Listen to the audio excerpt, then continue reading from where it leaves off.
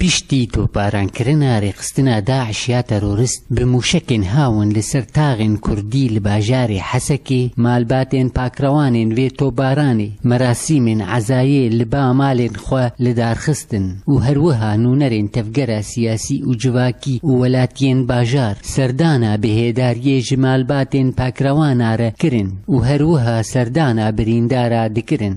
اف شهیدانا او جی وک شهید نوروزا 2015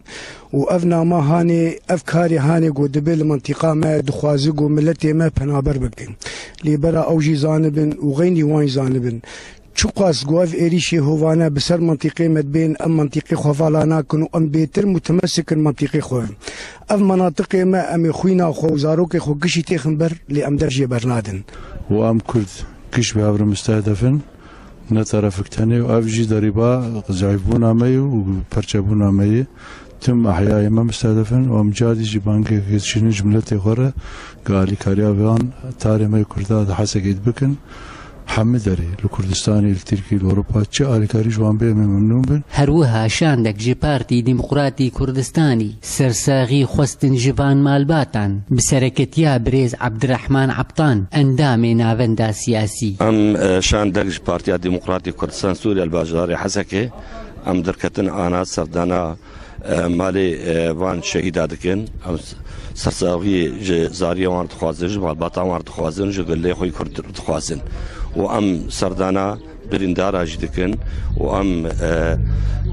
شفاء عاجل وقت بيجن ام جوار تخوازن بسلامتي جي زور راب نافزاري خو ناب اهلي خو وام دبينن اف كاري بوي اف كاري هوفانا اف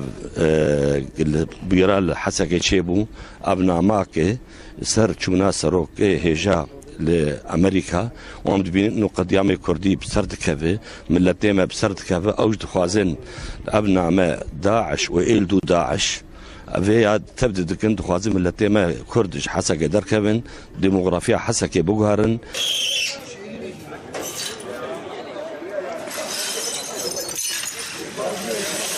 دیسا ولاتی و گریان دکان و مالین خواه جبو پاقش بکن جزیانین وی توبارانی خدي ما نزاني منه محلاتي ما يقولوا بشتيقة مهاتن ما فكر من الري قش محلاتي ما قش كستني وتعاد قال لك لماهاتي حرتي محلي ماء وخاني من يجون بشتي چل روجيا كوم كوجيانا وروزا حسكي ريخستنا داعش يا ترورست إيريشا كدن بهاونان دافيجا سر ولاتين سفيل لهيزو باوريا في ملتي بخاكو نتواوي ناشكه دار عبدو آرك حسكي